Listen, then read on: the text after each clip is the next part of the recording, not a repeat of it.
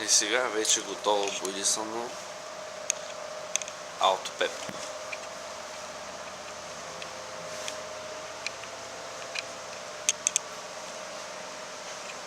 Акрилна боя, база с лак.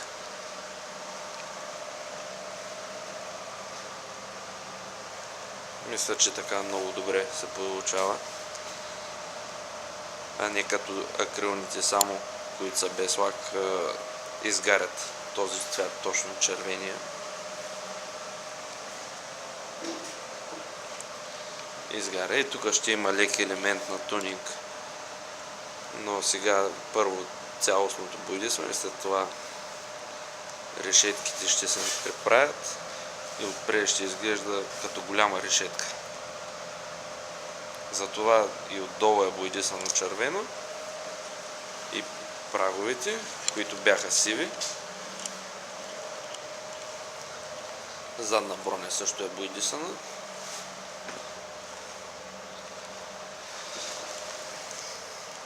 Ето тук ще видите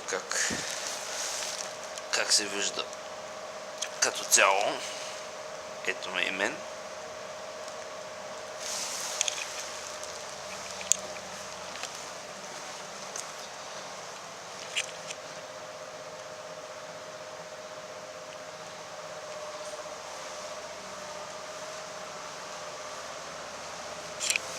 Autopep. Богомилово.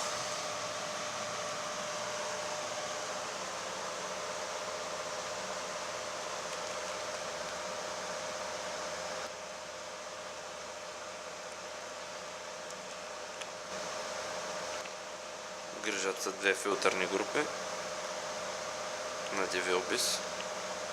Ето както се вижда за конденза.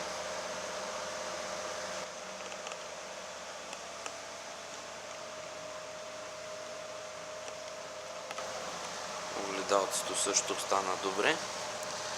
Ето. Так, не се лечи къде е било счупено, къде е лепено и добавени парченца. Ето и двете решетки.